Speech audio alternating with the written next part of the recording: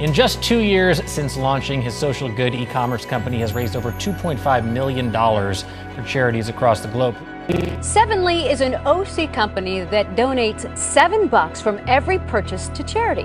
What they're doing is allowing consumers to become philanthropists. My next guest has given more than $2.5 million to charity, $7 at a time.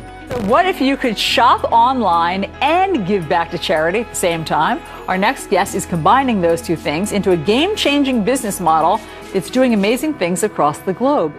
One of the world's fastest growing companies and also one of the largest cause-related companies. It's called Sevenly. Have you ever had a dream about changing the world? This guy is actually doing it. I'm kind of getting a little choked up by this. Dale Partridge is the founder of Sevenly.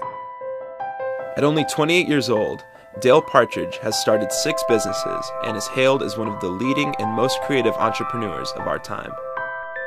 As the founder of Sevenly, he is shifting the world's perspective on consumerism and charity. By purchasing a product through Sevenly, $7 of each item is donated to that week's specific charity. Through this innovative business model, Dale has raised over $3 million for causes around the globe, leading him to be featured in Forbes, Los Angeles Times, Mashable, NBC, Fox News, and the cover of Entrepreneur magazine. We went from 0 to 40 employees and have raised about $2.8 million in $7 donations. We've generated about 5 million shares on Facebook and Twitter, and we're really looking for those people in our tribe that aren't just buying products because we have them. They're really buying the products because they share our core beliefs with us. He is an avid speaker and author of the upcoming book, People Over Profit. Over the years, Dale has grown into a masterful social entrepreneur and blogger. By harnessing social media to connect his large following of millennials, his blog continues to inspire over 250,000 readers per month. At the core of all his work, Dale believes that all people matter and is using his innovative business experience to revolutionize the corporate sales model and redefine our economy toward a new global marketplace.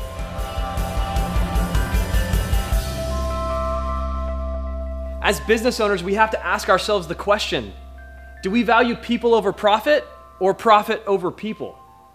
See, as leaders, as influencers, as the people running our organizations, it's easy for us to make a dollar.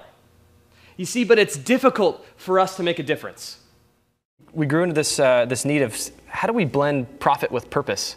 And I realized that I was making great money, 6 figures, but just putting it in my pockets, and I wasn't really doing anything with it.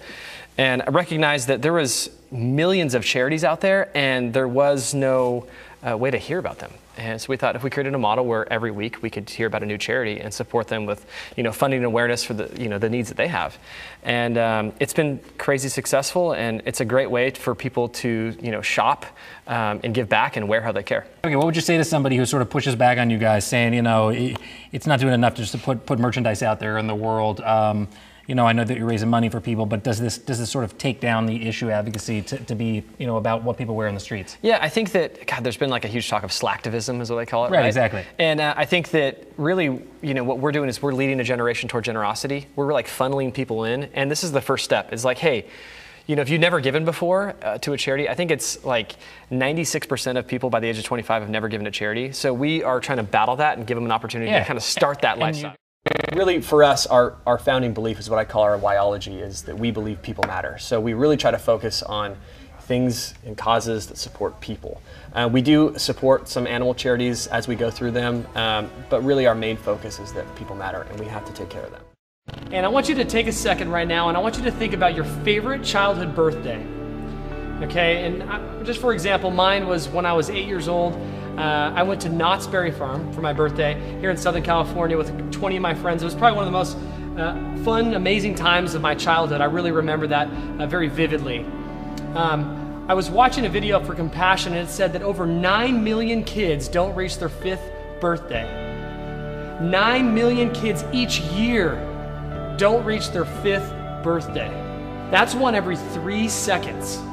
These kids are dying from causes that no child should be dying from, like diarrhea or malaria or pneumonia or even just malnutrition, things that are curable and treatable.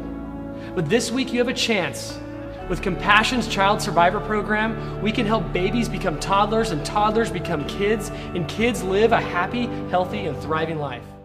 Consumers are demanding that we do more with our profits than just stuff them in our pockets. As business owners, they're demanding that we care. They're demanding that we put a face and a story behind every possible element of our business.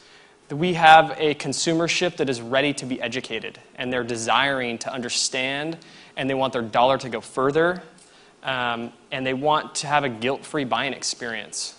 And sometimes what happens is that we hide behind what is smart, and it keeps us from doing what is right. When you look at anybody who's scaled a successful organization, you can pretty much tie that to their ability to find and retain great people. So we have to remember that people are our greatest assets. They're the ones that are growing the company. They're the ones that are running the company. We have to remember this. When you find somebody that can do this, that can retain people, that is remarkable. Let me give you a little secret about this person. The people that are able to do this, they never let a problem to be solved become more important than a person to be loved.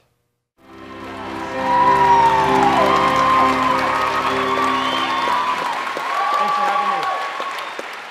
Thank you. So real quick, just a show of hands, how many of you guys have heard of Sevenly? That's crazy. So first, thank you guys for having me. I've only given this presentation one other time, actually, where Jason and I met. So it's titled People Over Profit. So my clicker will, there we go. That's me, as a child. Born in 1985, here to a family, a Christian home in Southern California, about an hour from here. And so I had a pretty normal family. Little brother, it was a great life. We did vacations and just a pretty typical Southern California family. I played baseball. I played a lot of baseball. If you would have asked me at the age of 18, what are you going to do for the rest of your life? I would have said, I'm going to be a professional baseball player. And I really believe that. When I was going into my freshman year of college time, I actually blew my arm, broke my elbow pitching in a travel ball World Series game in front of professional scouts, and it really changed my entire life. I never knew that I was going to be an entrepreneur. And at this point, I had, my dad growing up was, unbeknownst to me, was growing me as an entrepreneur. And he had this thing, what he called the golden handcuffs, a job that was too good to leave. And as a child, we had this opportunity to go get cans. So my dad, I was 6, 7 years old, and I'm waking up at 5 in the morning to go get the recyclables, not because we needed money, but because it was an opportunity to teach me that I could make money on my own.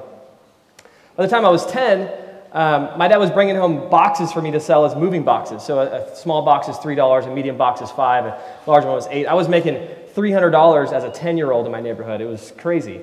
And then sadly, this kind of trend shifted towards, I started making fake IDs in high school, and then I started selling drugs in my teen years. And I had a lot of this energy. Over the next 5 years, that season I crashed. I crashed and burned. And I needed to channel that energy into a new season, a new energy for life. By the age of 25, I started 5 businesses producing over $5 million in revenue. But then I hit another moment. I was just putting money in my pocket. I didn't have much purpose in making profit, and I wanted to change that. I really had a desire to change that. We started Sevenly, and I became the CEO of this social good company, which changed my perception. And the CEO's job is to cast vision, lead people, and monitor markets. And I got fascinated with the third one, monitoring markets. So much so that I started writing a book titled People Over Profit on this concept of trying to understand why we've had a shift towards good. Why is this shift towards good? I've seen companies like Tom's and Warby Parker and Sevenly trailblaze the marketplace. But why? Why is that working?